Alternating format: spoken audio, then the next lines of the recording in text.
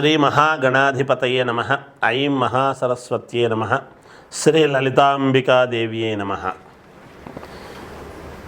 శని వక్రగతి అనేటువంటిది ఉన్నది. అంటే మామూలుగా ఇప్పుడు కుంభములో ఉన్నాడు అనేటువంటిది మేమే చెబుతూ ఉన్నాం. అయితే కుంభములో ఉంటూ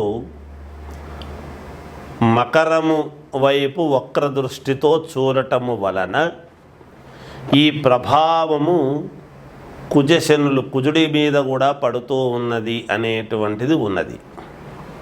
అయితే ఈ శని వక్రగతి ఎప్పుడు ప్రారంభము అయి ఎప్పటిదాకా ఉంటుంది అనేటువంటి విషయానికి మనము చూసుకుంటే జూన్ 29 నుండి, అంటే జూలై నుంచి అనుకోండి, ఏముంది ఒక రోజు 2 రోజులు, నవంబర్ 15 వరకు కూడా ఉంటుంది. అంటే 4.5 నెల పాటు ఉంటుంది అనేటువంటిది ఉంది. అయితే ఈ శని వక్ర దృష్టి కరెక్ట్గా ఎదురుగా చూడటము వేరు, వక్రముతో చూడటం అనేటువంటిది ఒకటి ఉంటుంది కదా. అలా చూసినప్పుడు ఈ 12 రాసుల వాళ్లకు కూడా ఎలా ఉండబోతుంది అనేటువంటి విషయానికి మనం ఇప్పుడు వస్తున్నాం. ఈ 12 రాసుల వాళ్లకు అసలు మేలు ఏమిటి, చిన్నపాటి ఇబ్బందులు ఏమిటి అనేటువంటిది తెలుసుకుంటే దానికి సంబంధించినటువంటి విధి విధానాలు మీరు చూసుకోవడానికి మేలు జరుగుతుంది. ఇక వృషభ రాశి వాళ్ళు ఉన్నారు. వృషభ రాశి వాళ్ళకు ఏమిటి అంటే ఈ వివాహాల విషయానికి వచ్చేటప్పటికీ కొన్ని సమస్యలు వస్తాయి. ఎందుకంటే కుజుడు వేములో పడ్డట్టు కదా. అప్పటికి శని వక్రదృష్టి వలన విపరీతమైనటువంటి ఎంత శ్రమ పడినా ఇది కాలేదే, చెయ్యలేదే అనేటువంటి భావన కలుగుతుంది. ఈ 4.5 నెల కొంచెము జాగ్రత్తగా మలుచుకుంటే తర్వాత అయినా అవుతాయి. దానికి మళ్ళీ కావు చెయ్యవు అనడానికి ఉండదు. కాకపోతే ఈ ఇంతలోనే కావాలి చెయ్యాలి అని అనుకుంటే దానికి తగిన మార్గం పరిహారాలు ఏమిటి అనేటువంటిది లాస్ట్లో చెప్తాను నేను. అందరికీ కూడా ఇబ్బంది ఏమీ లేదు. ఇక మామూలుగా లోన్లు ఏదైనా రావాల్సి ఉంటే అవి వస్తాయి, దాని గురించి ఇబ్బంది ఏమీ లేదు. ఆదాయం కూడా బాగుంటుంది, రావాల్సినటువంటి ఆదాయం వస్తుంది. అయితే మాట్లాడేటప్పుడు ఎవరితోనన్నా మీరు మాట్లాడుతున్నప్పుడు కొంచెం జాగ్రత్త వహించండి. ఎందుకంటే మీరు ఏదన్నా మాట్లాడుతున్నారు అంటే అది ఇంకొక దానికి దారితీసి ఇబ్బంది కాకుండా ఒకసారి ఆలోచన చేసి నెమ్మదిగా ఆచితూచి మాట్లాడే వ్యవహారం చేయండి, మేలు జరుగుతుంది. ఏదైనా కోర్టు వ్యవహారాలలో గనక ఈ భూములకు సంబంధించినటువంటివి ఉన్నాయి అంటే కొంత ఇబ్బంది కలగవచ్చును వృషభ రాశి వాళ్లకు. ఇక మిథున రాశి వాళ్లకు ఈ శని వక్రదృష్టి వలన ఎలా ఉంటుంది అంటే ఎప్పటి నుంచో కావాలి అనుకున్నటువంటి పని నెరవేరుతుంది, తప్పేమీ లేదు, అవుతుంది కాక. మీరు ఎంత శ్రమ పడతారో అంత అనుకూలము కూడా జరుగుతుంది. అయితే మీ చుట్టూ ఉండేటువంటి ఆడవాళ్ల వలన కొంచెము జాగ్రత్త వహించండి మీరు. అంతేకాకుండా ధనము ఖర్చు పెట్టేటప్పుడు జాగ్రత్తగా ఖర్చు పెట్టుకోండి ఈ 4.5 నెల. ఎందుకంటే మీరు శ్రమ పడితే వస్తూ ఉండేటువంటిది ఇది. తొందరపాటు తనముతో ఎవరికన్నా ఇవ్వటము కానీ, మధ్యవర్తిత్వముతో ఉండటము కానీ ఇలాంటివి ఎప్పుడూ కూడా చేయొద్దండి. ఇక శుభకార్యాల విషయానికి వచ్చేటప్పటికీ కొంచెము దగ్గరికి వచ్చి పోతూ ఉంటాయి సంబంధాలు అవి. దానికి కొంచెం ఈ 4 నెలలు కొంచెం జాగ్రత్త వహిస్తే మేలు జరుగుతుంది గాక. ఇక అన్ని రాసుల వాళ్ళు కూడా పరిహారం ఏమి చేసుకుంటే మంచిది శని వక్రదృష్టి వలన, అలాగే కుజుడి యొక్క ప్రభావం వలన అని గనక ఒక్కసారి మనము ఆలోచన చేసినట్టయితే మనము చేయాల్సింది ఏమిటి అంటే, షాపుల్లో నవధాన్యాలు దొరుకుతాయి. శక్తి తక్కువగా ఉండేటువంటి వాళ్ళు ఆ నవధాన్యాల ప్యాకెట్ తీసుకొని పోయి నవగ్రహాలు ప్రతి గ్రహాల చుట్టూ ప్రతి గ్రహము దగ్గర కొద్దిగా నవధాన్యాలు అన్నీ కూడా వేసి 9 ప్రదక్షిణలు కానీ 11 ప్రదక్షిణలు కానీ తిరగాలి.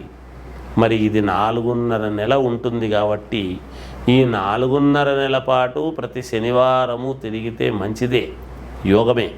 అయితే మాకు పర్వాలేదు అని అనుకునేటువంటి వాళ్ళు నవగ్రహ హోమము చేసుకుంటే పుణ్యప్రదం. ఒకటి.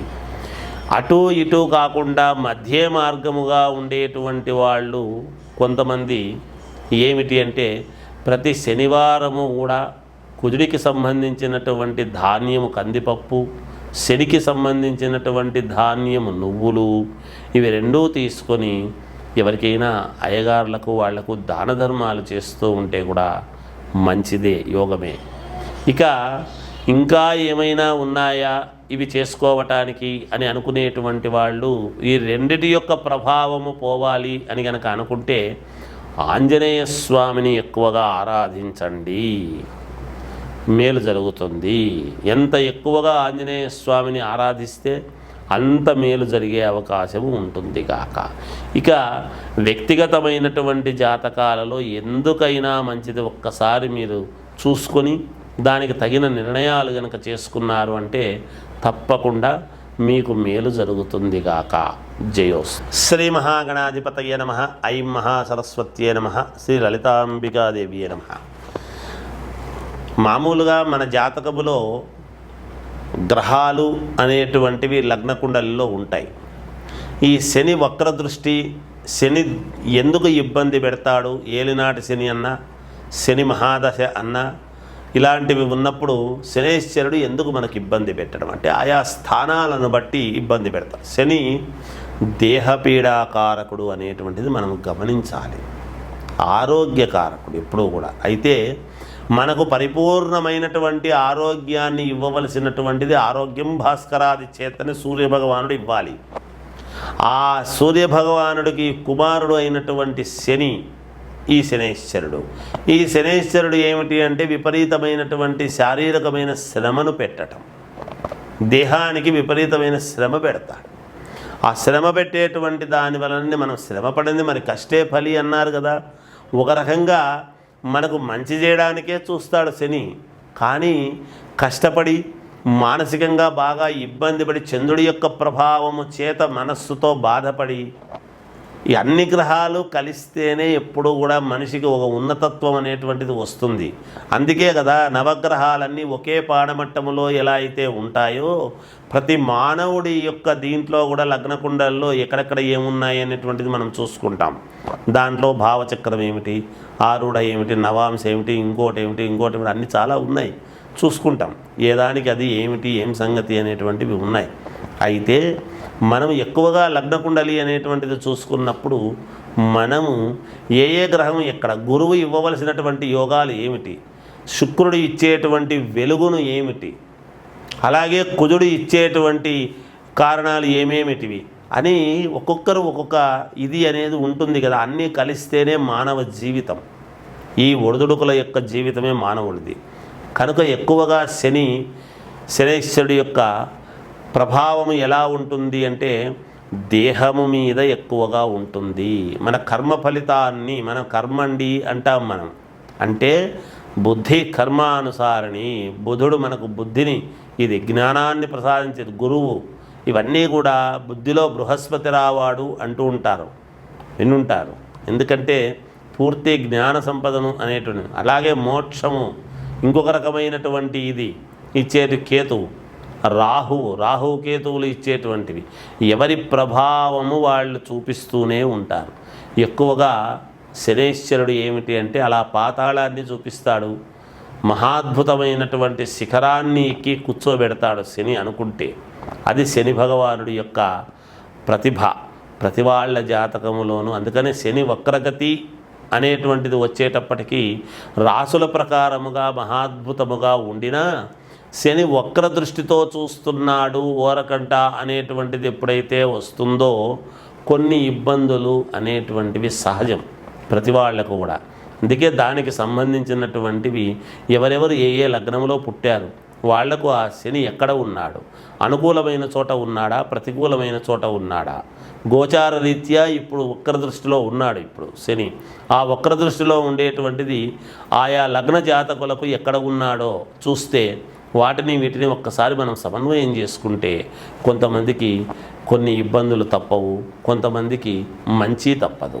మంచి జరిగేటువంటి వాళ్లకు మంచి, ఇబ్బందులు జరిగే వాళ్లకు కొన్ని ఇబ్బందులు ఉంటాయి. కాబట్టి ఆ ఇబ్బందులు పడకూడదు అనేటువంటి భావనతోనే ఈ శనైశ్వరుడికి సంబంధించినటువంటిది మిగతా గ్రహాలకు సంబంధించినటువంటి ఒక్కసారి మనము చూసుకుంటే మేలు జరుగుతుంది అనేటువంటి భావనతో తెలియజేయటమే ఈ ముఖ్య ఉద్దేశ్యం అని తెలియజేస్తూ జయోస్తు.